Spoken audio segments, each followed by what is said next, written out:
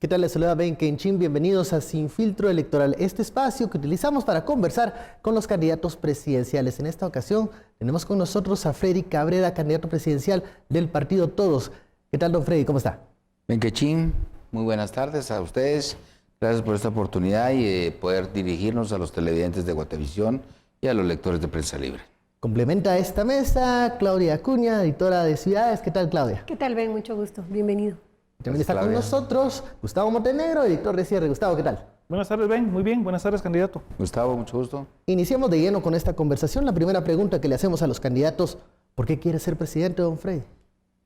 Quiero ser presidente por una razón, y es que Guatemala es tan rica en recursos humanos y naturales y es saqueada cada 4 años por personas que llegan al poder sabiendo que solo llegan por 4 años. Hay políticos que van por tercera o cuarta vez, ¿no? Nosotros vamos por primera vez y estamos acá, gracias a Dios por el esfuerzo de nuestro trabajo, y queremos tener la oportunidad de cambiar Guatemala. Guatemala nos ha dado todo y gracias a Dios tenemos la oportunidad de ser presidenciables. Es un sueño que teníamos desde antes, cuando yo nací en una cuna campesina, mi padre taxista, quería cambiar las cosas. Y Dios me ha permitido llegar ahora a tener un doctorado, varios aspectos académicos, pero lo más importante es ayudar al pueblo, porque los grados académicos no sirven para ser más vanidoso, sino ser más humildes y servir. Y esto es servir al pueblo. ¿Cuál sería la primera acción que usted emprendería de ser electo presidente? La primera acción que tomaríamos, que ya estamos tomando, porque nosotros creemos con la ayuda de Dios y del voto del pueblo llegar, es hacer un estudio precisamente de las situaciones económicas, micro y macroeconómicas que se están pasando en Guatemala. Por ejemplo, tenemos un plan de regionalización y ese plan de regionalización es el que estamos llevando a cabo desde ya con nuestras mesas de trabajo.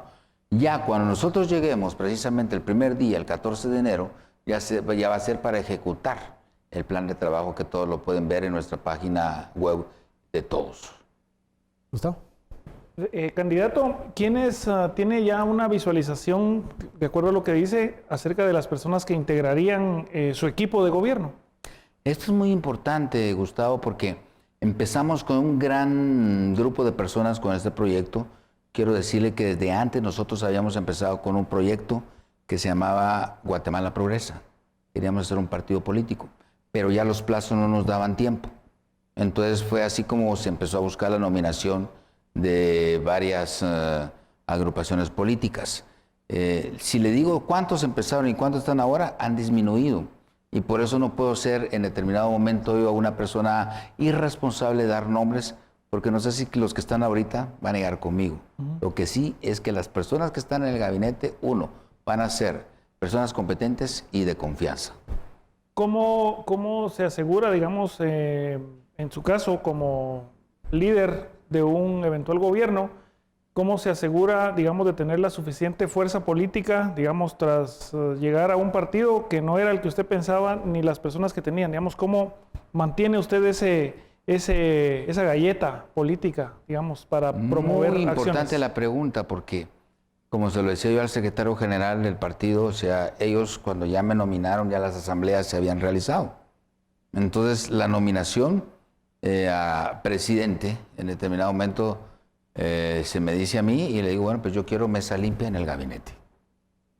El ejecutivo es mesa limpia. De hecho, por eso Ricardo Sagastume es una persona que llega precisamente por recomendación mía. Desde ahí empezamos ya con mesa limpia. Y eso es lo que pueden tener seguro los guatemaltecos y guatemaltecas. Yo cuando fui presidente del Colegio de Abogados, fui una persona que actué de manera independiente y transparente, y con capacidad y conocimiento de las cosas que debía de hacer.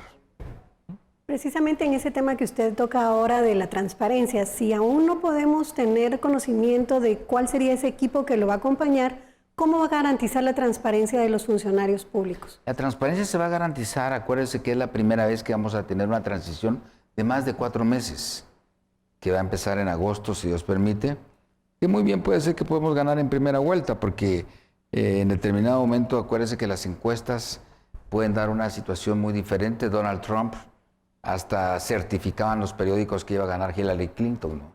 Y Donald Trump salió ganador.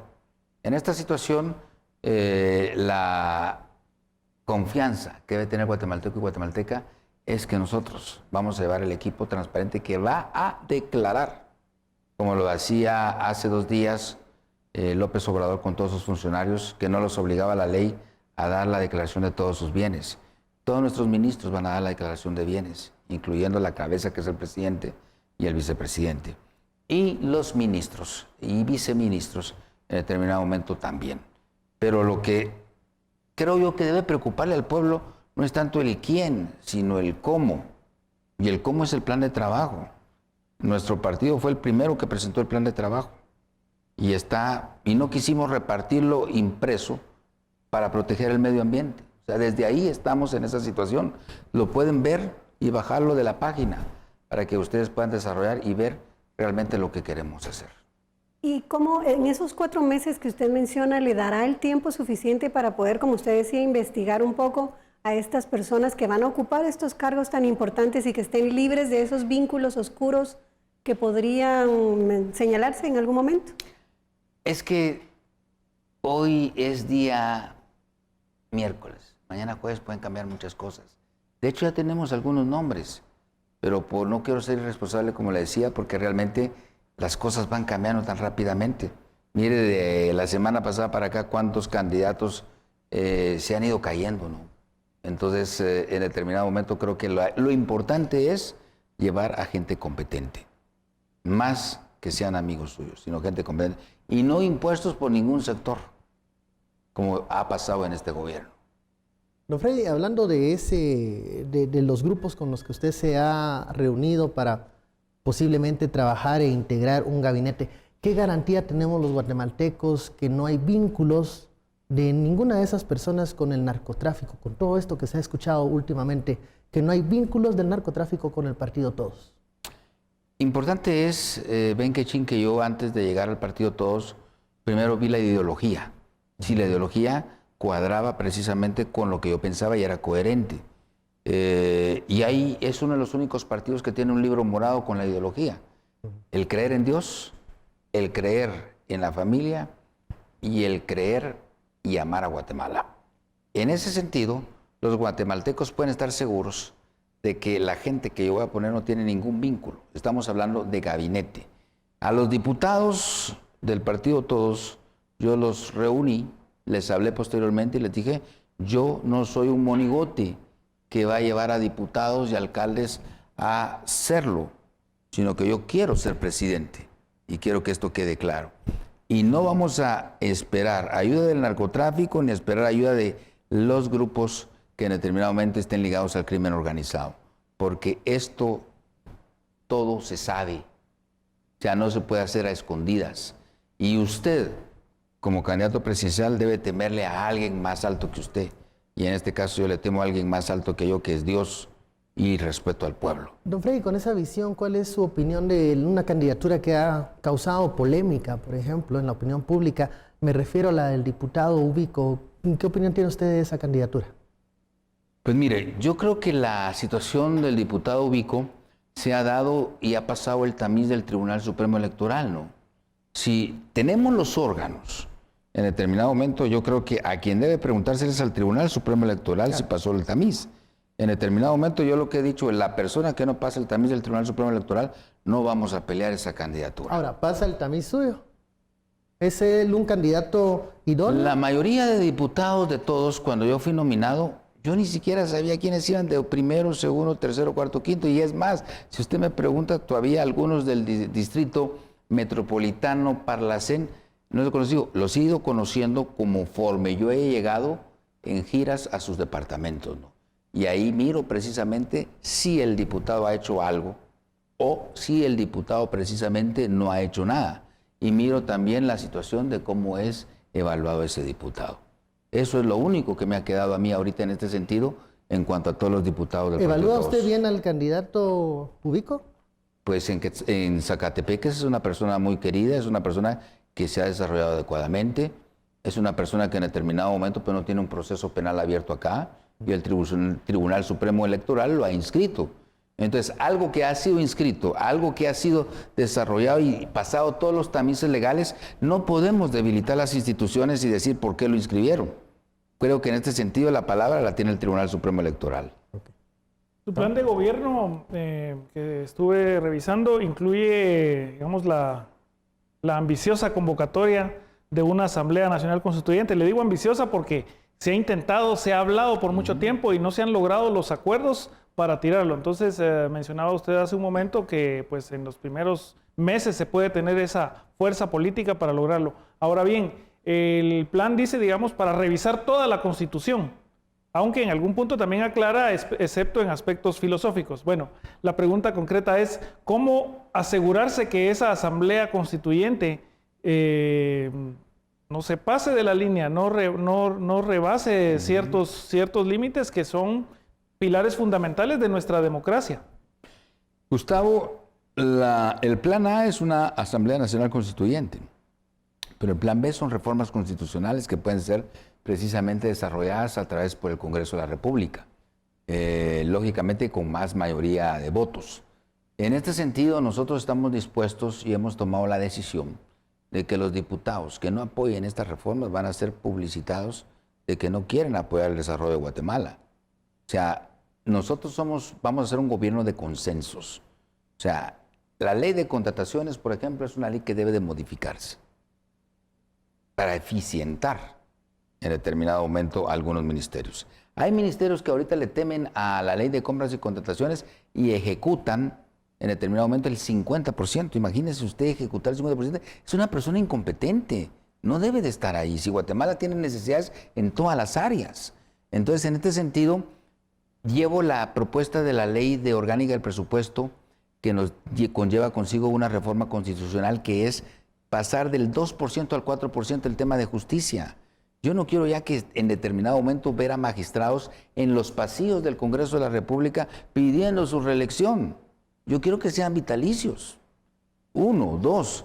En determinado momento tengo que subirles el salario a los magistrados porque parecieran ser también el gobierno que creen que van a estar 4 o 5 años y entonces vénganse y yo tengo que hacer dinero en esta época. No, yo quiero que sean vitalicios y los órganos contralores de cada una de esas instituciones tienen que ser bien fortalecidos. Otro aspecto, quiero ponerla en el 3% que tiene el deporte. No es posible que el deporte tenga más que la justicia. Ponerle candados. Usted ve los atletas que van en determinado momento a una competición deportiva. Van 2 atletas y van 15 dirigentes deportivos. En primera clase los dirigentes y los atletas en clase turista. Cuando llegan al lugar de competición se van a hotel de 5 estrellas los dirigentes. En nuestro gobierno no van a viajar los dirigentes. Y si voy a tener que intervenir las federaciones, las voy a intervenir. Pero lo que queremos es desarrollar el deporte adecuadamente. Tampoco estoy prometiendo llevar al Mundial a Guatemala, solamente si somos sede. Pero solo para terminar, Ben Kichín, el tema de lo más importante de esta reforma es de pasar del 10 al 15% constitucional a las municipalidades. Que las municipalidades tengan un 50% más. Ese 50% más tendría 3 candados, que es un 10% para el adulto mayor, los ancianos que vivan con dignidad. Otro 10% para las viudas y madres solteras necesitadas y el otro 10% para los jóvenes que no son el futuro, sino el presente de Guatemala, dándole proyectos de prevención del delito en decirles que el narcotráfico, el lavado de dinero no les va a llevar a la prosperidad, sino a la cárcel. Vamos a la primera pausa, al primer corte. Regresamos con más de esta entrevista con el candidato Freddy Cabrera del partido Todos.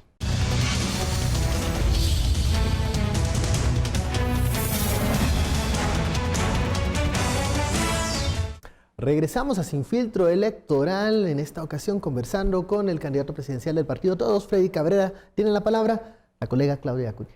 Gracias, Ben. Candidato, pues con lo que usted nos acaba de mencionar, pues suena ambicioso y me surgen 2 inquietudes. La primera es, si vamos a aumentar el presupuesto, necesitamos más recursos. Así es. ¿Cómo va a lograr usted aumentar los ingresos del Estado? ¿Va a aumentar impuestos? ¿Cuáles serían? Y segundo, si quiere que los alcaldes tengan más presupuesto a su disposición, ¿cómo hacer para fortalecer al equipo de los alcaldes, que son los que no logran ejecutar porque no tienen la capacidad técnica para poder hacerlo? Ni siquiera los alcaldes, digamos, ¿verdad? No están preparados para poder ejercer bien la planificación municipal? Quiero contarle, Claudia, que nuestro plan de trabajo no es solo uno, sino 4. Nosotros vamos a regionalizar el país en 4 planes, que ahí está en nuestro plan de gobierno, en el sur, norte, occidente y oriente, con un comisionado presidencial en cada región. Esto nos va a determinar que la canasta básica de la máquina en Retauleu y la máquina 2 en Mazatenango no es la misma canasta básica de Quetzaltenango. Entonces ahí nos va a determinar qué programas sociales somos los que vamos a establecer. 2, nos va a determinar qué infraestructura de educación tenemos, si tenemos las mejores escuelas o no. Vamos a cambiar el pensum de primaria y de básicos, porque ética, por ejemplo, se lleva ahora en la universidad. Cuando yo estudiaba se llevaba en primaria y en básicos.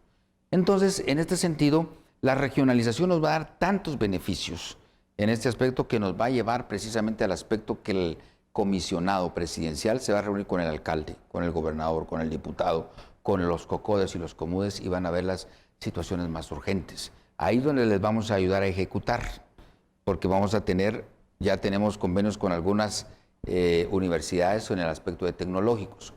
Pero el aspecto de si vamos a subir impuestos, no. El presupuesto actual es de 88,000 millones y se alimenta con 61,000 millones de impuestos. Los otros son préstamos. Lo que vamos a hacer es fortalecer las fronteras con el ejército para impedir el contrabando, que en el contrabando se nos va más o menos aproximadamente entre un 10 o 15%, o puede ser un poco más del presupuesto. Entonces, al evitar el contrabando, esto nos va a dar para alimentar el presupuesto. Pero otro es un concepto que le hemos llamado el ayuno presupuestario. Por ejemplo, en el caso del ministro de Energía y Minas, el ministro de Energía y Minas gana más en dietas que en su propio salario. Se acabaron las dietas de los ministros. Los ministros no van a cobrar dietas por ir a donde tienen que hacer su función y su trabajo. Eso nos va a alimentar también en aquellos ministerios que en determinado momento no tienen tanto presupuesto como educación, salud y gobernación.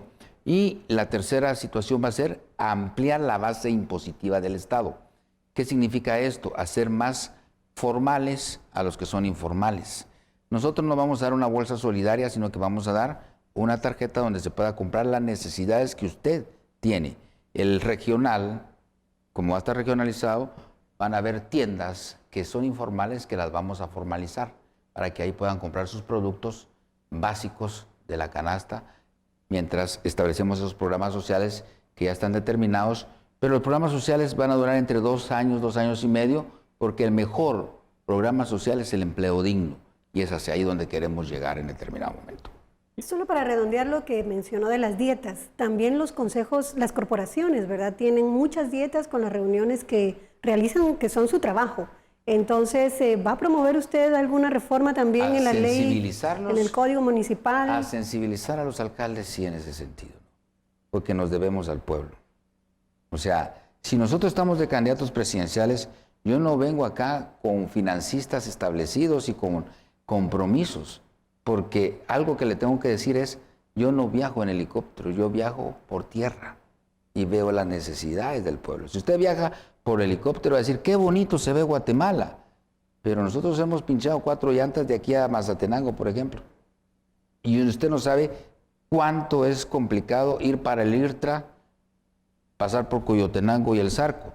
Esa es una de las cuestiones que la regionalización nos va a dar. Ya nos está dando el resultado de hacer el libramiento desde San Antonio Suchi hasta después de Retauleu, para que usted no pase por Coyotenango ni pase por el Zarco. 2 preguntas que me parece interesante la idea de las dietas. Digamos, se ha señalado repetidamente que el presidente de Guatemala es uno de los mejores pagados de Latinoamérica. ¿Pondría dieta también el salario del presidente? Dieta sí. No hablamos de gastos de representación, ¿verdad, Gustavo? Estamos hablando de dietas. Dieta significa que, por ejemplo, el ministro de Energía y Minas tiene que estar en el consejo. Yo decía, por el presidente, digamos, gana 146,000 por ahí. ¿Se bajaría el sueldo? Yo creo que el bajarse el salario y venir son promesas que en determinado momento no van a determinar el presupuesto del Estado. Yo prefiero los ayunos presupuestarios donde nos vaya a dar mayor resultado a ser un populista en decir que me va a bajar el salario. O si no, veamos lo que se dijo el propio presidente actual de que iba a donar la mitad de su salario, pero no sabía cuánto era su salario. Entonces, si usted tiene que determinar esa situación, pero yo creo que con decisiones populistas no podemos gobernar. Perfecto. Usted trajo el tema también, digamos, mencionaba el helicóptero, no lo usa, y sale el tema del presidente. ¿Qué piensa personalmente del tema del presidente visitando al candidato Mario Estrada hará 2 semanas, 3 semanas, ¿no? Pues miren, yo creo que un presidente tiene una agenda, ¿no? Y en la agenda en determinado momento tendrá que establecer, reunirse con las personas adecuadas y los momentos políticos establecidos, ¿no? Yo creo que el presidente tiene una libertad, pero lo principal es gobernar. Es decir, me refiero a si lo ve bien o lo ve mal, digamos, en un proceso electoral, que se reúna con unos candidatos, con otros no. ¿Con usted se reunió? No. Conmigo se reunió el presidente, ¿sí? ¿Y de qué conversaron? Quiero decirle, tal vez, si me da tiempo en esto, comentarle, yo estudié con el presidente desde el 6º año de primaria en el América Latina hasta el 6º año de perito contador. Entonces, nosotros desde antes tenemos una relación, nos reuníamos en convivios navideños, entonces tenía ratos de no verlo y el cumpleaños en marzo, yo en abril, acabo de cumplir años. No veo ningún pastel acá, yo creo que después me lo van a celebrar. Pero entonces... De hecho, los 2 candidatos cumplen años en abril, porque el licenciado Sagastume también creo que es el 25. Bueno, no lo sabía, vamos a esperar. Pero entonces en esa semana me comenta que va a estar en el puerto. Yo estoy en el puerto repartiendo volantes en el peaje. Y entonces el día jueves pasado nos reunimos con él en el bungalow presidencial a hablar de temas más que todo de años anteriores. Lo de la campaña, pues nos preguntó cómo íbamos. Él tiene su candidato presidencial y tiene su corazón, pues lógicamente en su partido, ¿no? Muy bien. Bueno, vamos a iniciar con esta dinámica del ping pong. Vamos a hacer una pausa en los temas para que, bueno, en este listado de palabras conozcamos un poco qué piensa el candidato Freddy Cabrera. Nos dice usted qué ideas se le vienen a la mente cuando escuche estas palabras. Y comenzamos con Claudia, por favor. Gracias. Bueno, candidato, Universidad Da Vinci. Universidad Da Vinci, fui fundador de ella, fui decano y posteriormente pues dejé la universidad con acuerdo completamente de los dirigentes y mía. Y les deseo lo mejor. Comisiones de postulación. Deberían de hacerse de otra forma. Como le decía yo, jueces, magistrados vitalicios como pasa en los países desarrollados. Colegio de abogados.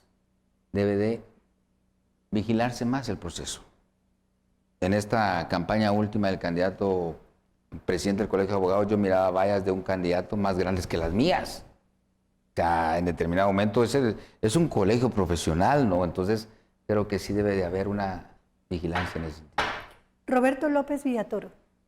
Una persona que en algún momento yo la conocí, previo a ser presidente del Colegio de Abogados, hubieron diferencias ya en mi gestión, y desde ahí, pues, yo me separé de él. Cuando lo miraba, pues nos saludábamos nada más. CICIG. CICIG, creo que en su momento tuvo su oportunidad. Creo que el mejor comisionado, en este caso, Dalanés, que es un docente, un juez, y fuimos compañeros docentes, fue tal vez uno de los momentos más importantes, excepto cuando sacó el aspecto de los jueces de la impunidad, que al final no hubo absolutamente nada. Iván Velázquez. Un personaje que dividió a Guatemala, ¿no? Oviel Acevedo. Una persona que dirige el magisterio. Telma Aldana. Fue mi alumna cuando ella estuvo de directora del INDE. Como persona, pues, la considero como igual que ustedes, en igualdad. Pero en sus funciones del Ministerio Público creo que predicó, pero no está actuando con lo que ella predicó ahora. Derechos humanos. Muy importante. Ante juicio. Ante juicio, creo que ahí, y eso llevamos también como propuesta, reformarla.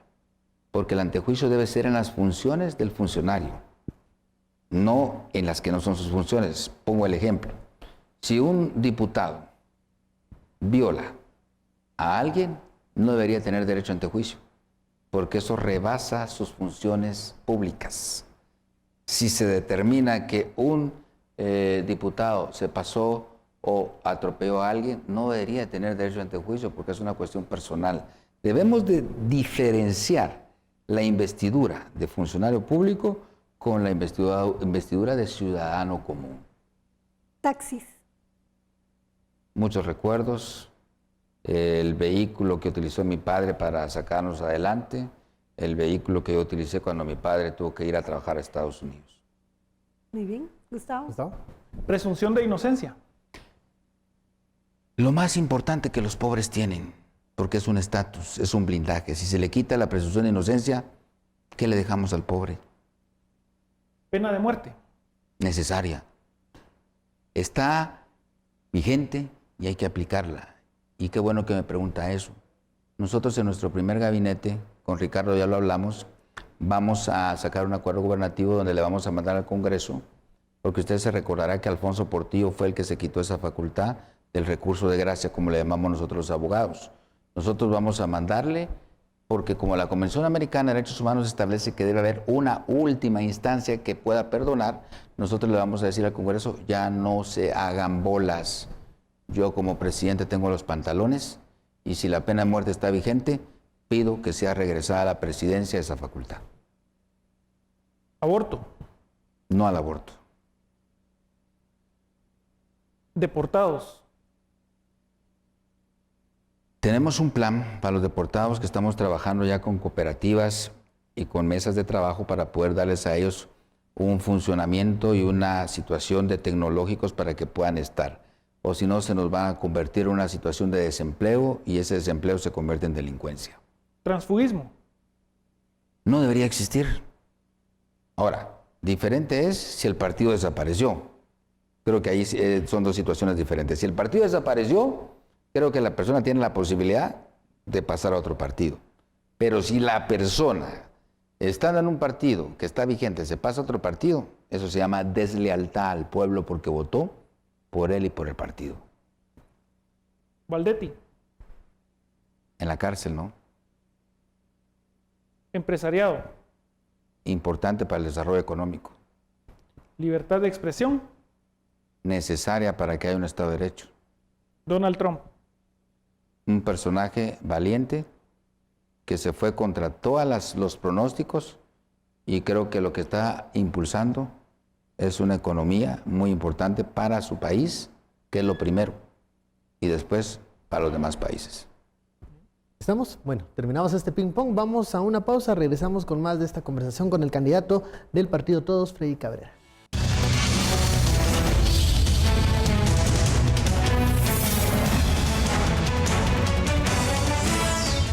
Regresamos a Sin Filtro Electoral conversando con el candidato del Partido Todos, el señor Freddy Cabrera, y llegamos al momento en donde mostramos una foto, un video de la campaña de las asambleas de los partidos para que nos expliquen qué mensaje querían transmitir, a qué público querían llegar. Le decimos a producción, si nos puede mostrar el video. Hoy sacaban una foto mía en un periódico, a quien agradezco porque ahí tenía 20 libras más, ahora tengo 20 libras menos.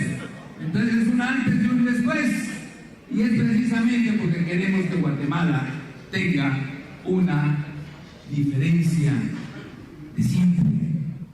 Y por eso empiezo agradeciéndole a Dios, porque el partido Todos es un partido que cree en Dios, que cree en la familia, que cree que el hombre y la mujer deben de estar en matrimonio, pero no cree que una bandera de arcoíris esté en una institución del Ministerio Público.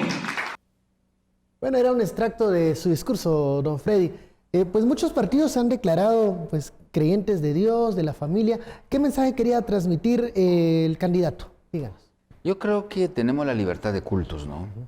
Y la libertad de cultos nos significa que todas las religiones deben ser iguales ante la ley. Entonces, ante esa situación, yo creo que la bandera de Guatemala no debe estar a la par de ninguna otra bandera. Es una bandera de un Estado, ¿no? Ese es el mensaje y transmitir que realmente, al menos en mi perspectiva, hay dos claves del éxito: la fe en Dios y el esfuerzo de uno. Pasemos con las ¿Cuál es el mayor enemigo de la democracia actualmente en Guatemala? El mayor enemigo de la democracia actualmente en Guatemala es el se dice. Fuentes anónimas. Si usted no tiene un fundamento, no puede salir a decir algo de alguien. Ahora ya no se mata con balas, sino con tinta. Y eso es bien perjudicial, porque el que se diga, por ejemplo, el artículo 16 constitucional establece que nadie puede presentar ante la prensa a alguien que no ha sido presentado ante juez. Y la Fiscalía y la CICIG hace pocos meses, cuando iban a traer a una persona, la firmaban. Eso no es posible. Y no fueron iguales ante la ley porque un grupo de personas sí las enchacharon y a un grupo de empresarios que todos sabemos solo lo citaron. ¿Somos o no somos iguales ante la ley?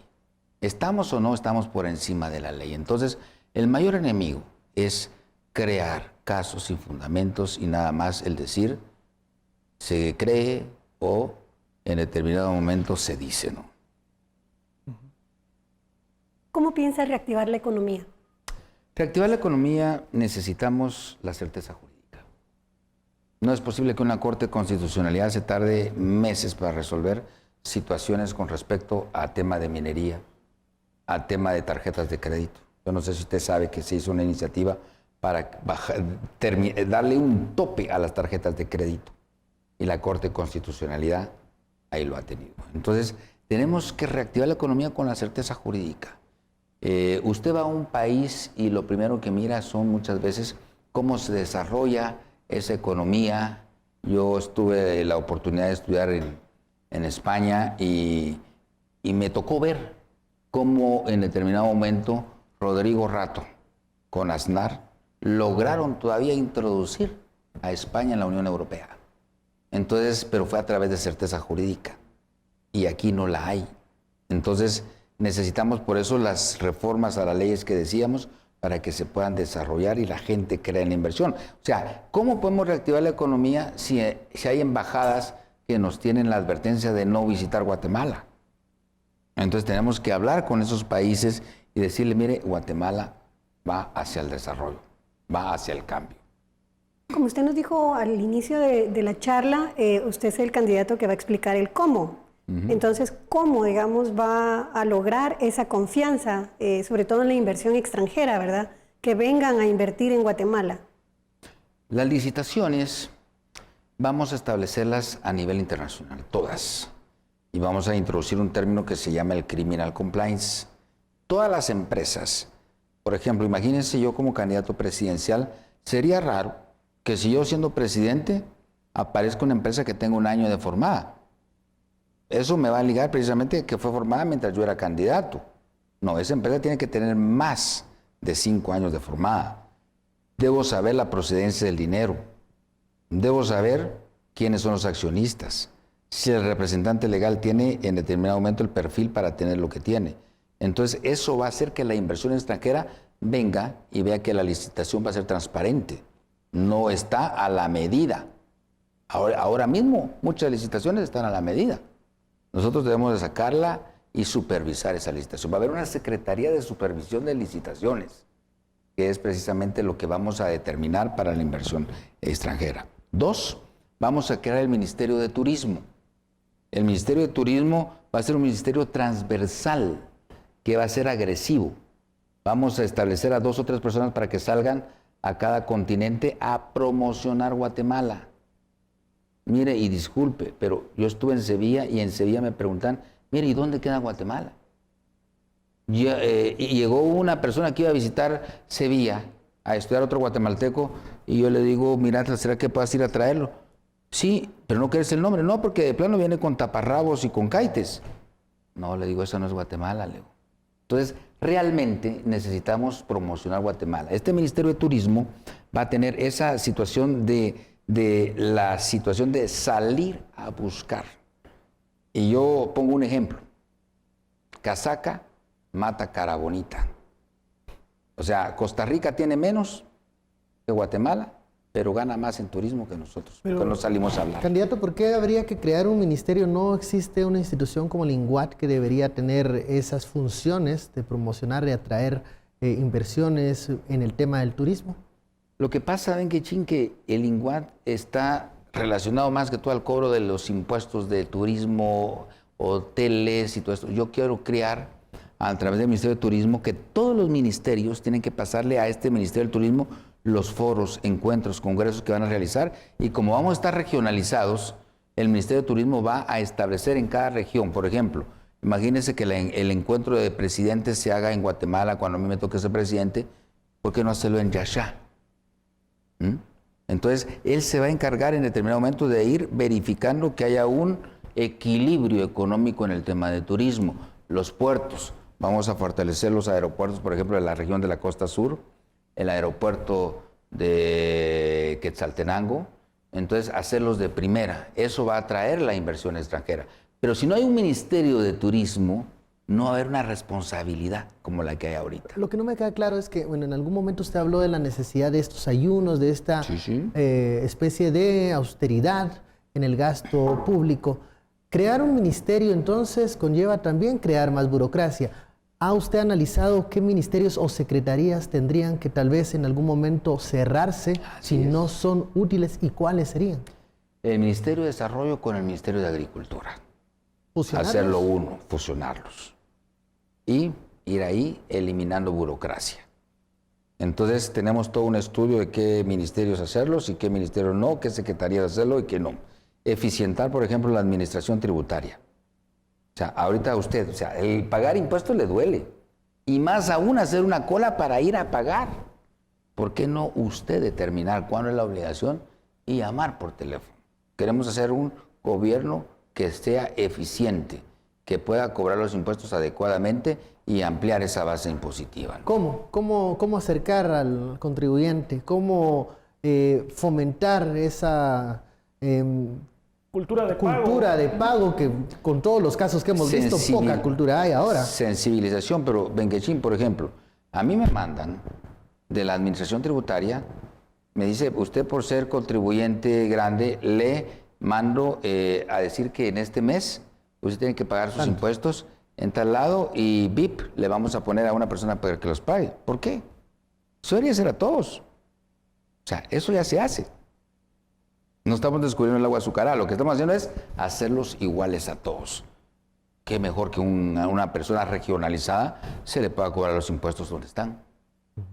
¿Esto implica la integración del comercio informal de alguna manera? Exactamente. La integración del comercio informal lo decía en la pregunta a Claudia en cuanto a los programas sociales. Nosotros no vamos a dar una bolsa solidaria. Una bolsa solidaria es como cuando usted va a un cumpleaños y después del cumpleaños les regalan sorpresas a sus hijos. Claro. Le echan lo que ellos quieren y ya lleva el sobreprecio, porque los vendedores de los granos básicos ya le sacaron a ellos la raja, o sea, perdón, el acto de corrupción. Pero ¿qué incentivo va a tener el comerciante informal de formalizarse? Entonces, si todo está lejos y no recibe nada del Estado?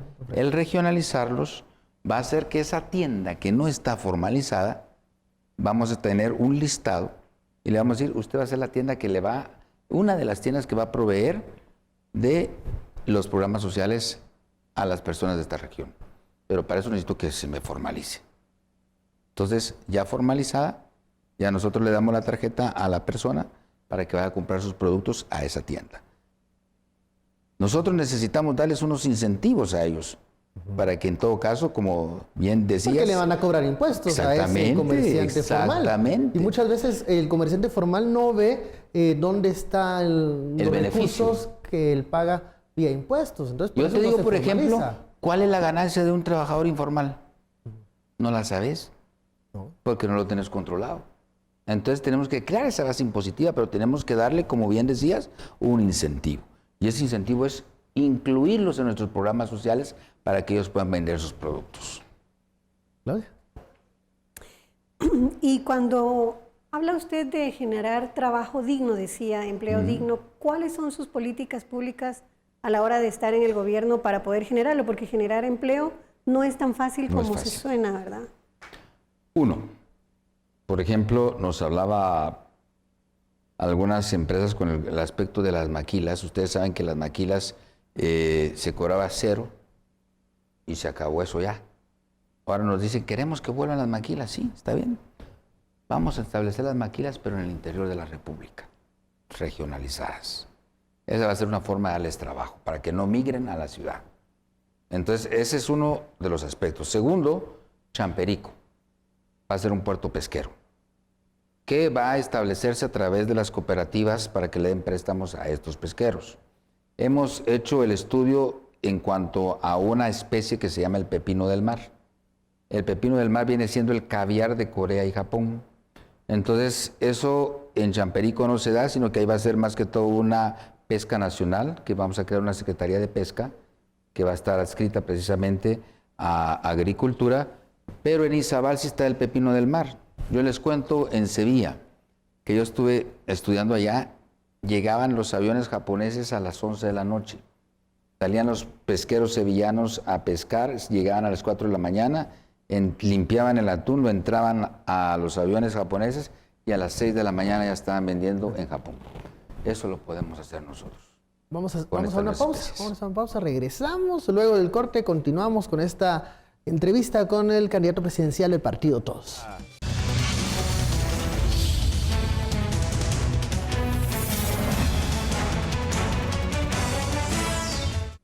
Continuamos en este Sin Filtro Electoral, conversando con el candidato presidencial de Todos. Tiene la palabra Gustavo. Un área muy importante para la ciudadanía es la seguridad. Yo le formularía 2 preguntas para empezar en este respecto. Uno, digamos, el tema de las extorsiones ha sido un azote que ya cansa, ya se prometió de todo y pareciera que ahí están los presos encerrados en la cárcel y desde ahí siguen extorsionando. Es decir, ya no dicen, ya está en la cárcel y ya paró, no, sigue la extorsión. Concretamente, ¿cuáles son las acciones para frenar el flagelo de las extorsiones? Gracias. Yo creo que todos hemos sido extorsionados. Yo fui extorsionado. Y lo que tuve que hacer en determinado momento fue, pero esto depende de la persona, pues no estamos hablando de un ciudadano común, o sea, me están extorsionando un abogado. Sí. Y yo lo que hice fue, al final de cuentas, decir, me están pidiendo 200,000 quetzales, todos los datos de mis hijos y todos los datos de, bueno. Le dije, yo tengo nada más, es un sábado, era un sábado, tengo solo 4,000. Deposítemelo. Y se los deposité, ¿por qué? Porque yo quería llegar a saber a quién había caído el depósito. Y con la Fiscalía llegamos a establecer esa situación de extorsiones.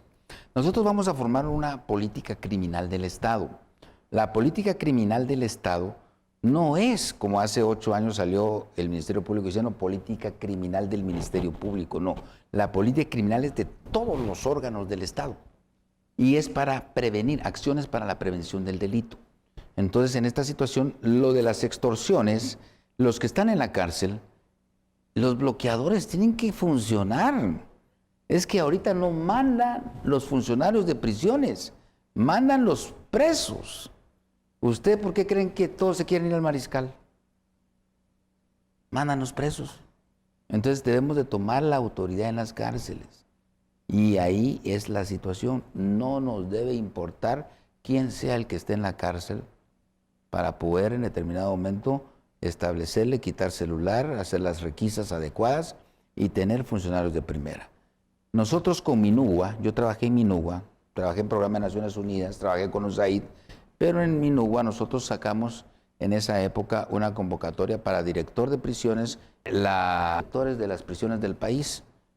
Y de ahí precisamente se escogieron a 2 personas. Y de hecho precisamente el rector de la Da Vinci, Luis Álvarez, fue el segundo lugar.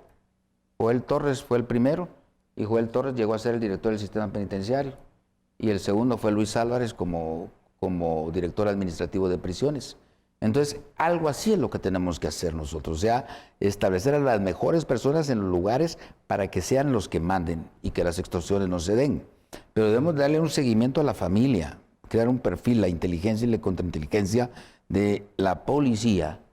No estamos hablando de la policía, debe funcionar adecuadamente. La otra pregunta va un poquito en ese sentido, es respecto de grupos, digamos, de narcotráfico, mafias de contrabando, trata de personas, que en áreas fronterizas, sobre todo, digamos, donde hay ausencia del Estado o presencia muy reducida, terminan a veces cooptando a los agentes o a los funcionarios locales. ¿Cómo le va a entrar a eso desde el comienzo de su gobierno? Vamos con la regionalización. En la regionalización, cada región va a tener un cuerpo élite contra el narcotráfico y lavado de dinero. Este cuerpo élite vamos a hablar con Estados Unidos para hacerlo conjuntamente. Yo no sé si ustedes han visto la realidad de lo que fue la vida de Pablo Escobar, por ejemplo, que con la unidad se logró precisamente la captura de él. Las fronteras tienen que ser cuidadas por el ejército y evitar el contrabando, evitar el narcotráfico. O sea, es muy fácil, pero en Petén los campesinos ayudan al narcotráfico.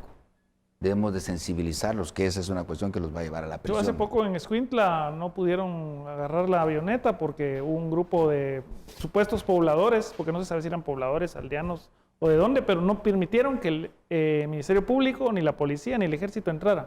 Entonces, en ese orden de tu pregunta de seguridad, primera acción es aumentar el doble de la policía. Hay 44.500 aproximadamente policías, ahorita vamos a aumentarlos al doble, casi 90.000 policías que van a ser regionalizados y de la región, porque conocen la región donde van a estar. Eso significa que vamos a fortalecer la Escuela de Estudios Policiales. Argentina y Chile tiene, por ejemplo, hasta policías que son doctores. Nosotros vamos a establecer desde técnicos, licenciaturas y maestrías. Y van a dar un técnico con un policía ya formal. Pero, por ejemplo, yo te pongo el caso de Israel, Europa, cuando vas a esos países y miras a un policía fuerte, un policía que tiene una estatura adecuada, te quieres hasta tomar fotos con él. Aquí en Guatemala mira a un policía y uno dice, mejor me voy porque no sé qué me va a pasar. O sea, tenemos que tener estándares en esa situación. Segundo aspecto de seguridad, la mayoría de guatemaltecos tienen celulares y no todos, y a veces hasta dos. Vamos a tener una aplicación de seguridad, como la aplicación de extorsiones que tiene el Ministerio Público, donde tú pulsas y eso va a estar directamente conectado al departamento de policía más cercano. Y como pasa en Israel y en Europa, en menos de 10 minutos va a haber una patrulla ahí para poder acceder a la situación de lo que pasó o acordonar para poder detener a las personas. Y tercer punto es que vamos a triplicar las cámaras de vigilancia en las áreas rojas, a duplicarlas en las áreas naranjas y a mantener una vigilancia constante en las áreas verdes. Como hemos escuchado, el rol del ejército se limitaría más que todo entonces a la, digamos, custodia de las fronteras, pero se descarta estos patrullajes combinados como se han hablado en otras ocasiones. Sí, por lo menos en los primeros 6 meses va a continuar el patrullaje por la misma situación de que tenemos que sacar y duplicar la policía, ¿no? Pero realmente la seguridad ciudadana debe ser encargada a personas que tengan esa función para lo que han estudiado. Por eso estoy hablando de que hay que fortalecer la Escuela de Estudios Policiales como hay que fortalecer la Escuela de Estudios Penitenciarios. O sea, el preso, ¿qué buscamos con el preso? ¿Que cumpla una condena o que cuando salga esté resocializado? Todos creemos que la cárcel es un botadero de personas y nadie se preocupa en el tema de quién es el guardia penitenciario. ¿Cuántos policías piensan ustedes graduar y en cuánto tiempo para fortalecer a la PNC? Nosotros estamos hablando cerca de, al tercer año, tener ya aproximadamente el doble. Y al final del gobierno, casi triplicada la policía. Pero eso pone en entredicho entonces el número con el tiempo que van a estar formándose en la academia. Los primeros 6 meses va a ser precisamente lo que tenemos todavía, ¿no? Porque la policía necesita especializarse. Los primeros 6 meses ya vamos a tener, en determinado momento, ¿qué te diría yo? Cerca de unos 5,000 policías ya con el técnico en los 6 meses, que van a salir en pareja con los policías que ya están graduados. En los próximos 6 meses vamos a tener otros, no los 5,000, sino el duplicado, 10,000. Entonces el segundo año ya vamos a triplicarlo, o sea, va conforme gradualmente, porque no podemos sacar a un policía si no está preparado. Usted habla de una preparación adecuada para los policías, me parece una idea adecuada. ¿Cuánto debería de ganar un policía que ya está formado, que se ha profesionalizado? Porque los sueldos actuales, los mismos policías se han quejado de ello. Pues no es tanto que se quejen, sino que lo que pasa es que nos da la posibilidad que el crimen organizado les pague más. Entonces, para mí debe de ganar un salario digno, ¿no? Por ejemplo, ¿Cuánto es un el salario doble digno? de la canasta básica. Por ejemplo, el salario mínimo. El salario mínimo no es lo mismo el salario mínimo tenerlo en la máquina que tenerlo en Cobán. Entonces, los salarios mínimos diferenciados va a ser una propuesta muy bien establecida para poder determinar esa posibilidad. Pero un policía no debería de ganar por lo menos el doble del salario mínimo. Candidato, cuando usted habla de enfrentar el narcotráfico, por supuesto, fortalecer la institucionalidad para no permitir que pasen por nuestras fronteras armas, drogas y demás, también tiene que ver con la, digamos, colaboración de estos grupos con las poblaciones.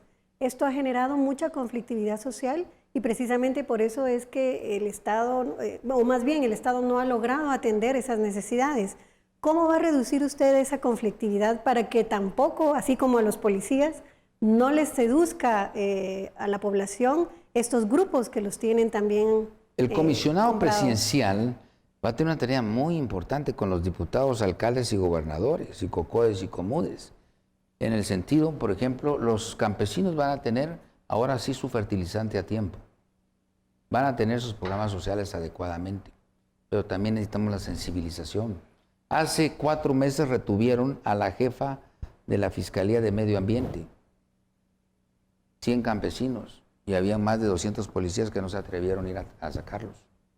Necesitamos una policía fuerte, de prevención también. O sea, por ejemplo, yo estuve en Río de Janeiro el año pasado y miraba que en determinado momento lo que hacen ellos para prevenir en los estadios cuando juegan un clásico es tirarles pintura. O sea, debemos de tener cuestiones para prevenirles, no para atacarlos ni para en determinado momento matarlos, mucho menos, ¿no? Pero creo que estas cuestiones son, por eso, una especialización en la Escuela de Estudios Policiales técnicas, ¿no? Adecuadas. Adelante, Clara. Solo me surge la inquietud porque pues durante toda la charla nos ha hablado usted sobre la regionalización. Y entonces, prácticamente después del presidente, estos comisionados serían las figuras más importantes dentro del gobierno.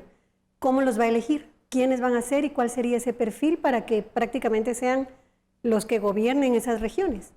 Los comisionados presidenciales van a tener la calidad de ministros, o sea, los requisitos para ser ministros. Van a ganar igual que un ministro. Le van a responder al presidente de la República. ¿Y tiene pensado ya quiénes serían sus Ya. 4 comisionados? ¿Podemos Ya saber quiénes tenemos pensado, pero como le digo, más de algunos se me puede caer de aquí para agosto. Aquí no tenemos nada comprado. El único que está inscrito es el vicepresidente y el presidente. Y aún así algunos se han caído, ¿eh? Ya Entonces, algunos se han caído. Mira, ve nadie quién está seguro en estas Nadie está circunstancias. seguro en esta. Le tocan sus 2 minutos para el mensaje final a la audiencia, candidato. Por favor. Muchas gracias, Benquechí. Muchas gracias, Claudia y Gustavo. Gracias a los televidentes de Guatevisión y a los lectores de Prensa Libre. Quiero felicitar a este medio porque realmente está haciendo una labor muy importante, cívica, para usted, guatemalteco y guatemalteca, para que usted pueda conocer los planes adecuadamente y pueda conocer al candidato. Pero es muy importante que el candidato explique adecuadamente qué es lo que quiere hacer. Yo les decía a las personas que me entrevistaron que un candidato debe saber el cómo y de dónde, pero también hay que saber de dónde viene el candidato. Yo es primera vez que participo en política y mi pareja vicepresidencial igual. Queremos hacer algo por Guatemala. Yo sé que usted está frustrado, yo sé que está cansado de ser escalera de muchos políticos, pero hoy es la oportunidad. No podemos perder 4 años más porque si no Guatemala se sigue estancando y hundiendo y quedándose totalmente a la retaguardia de toda Centroamérica. Así que yo le pido que vea nuestro plan de trabajo en la página de todos, vea la hoja de vida mía. Es una hoja de vida en la cual hemos sufrido hambre, hemos sido taxistas, pero ahora estamos en una posición diferente con la única posibilidad de ser más humildes y servir al pueblo. El que sirve, sirve, y el que no sirve, mejor que se vaya para su casa. Y por eso estamos acá, porque le queremos servir a ustedes. Así que los esperamos el 16 de junio en las urnas y voten por el mejor partido que ustedes crean, que para mí es el partido Todos. Muchas gracias. Muchísimas gracias, candidato, por haber aceptado esta entrevista. También a los compañeros por haber enriquecido esta conversación. Y a usted, muchas gracias por su preferencia y sintonía. Esto fue Sin Filtro Electoral. Nos vemos.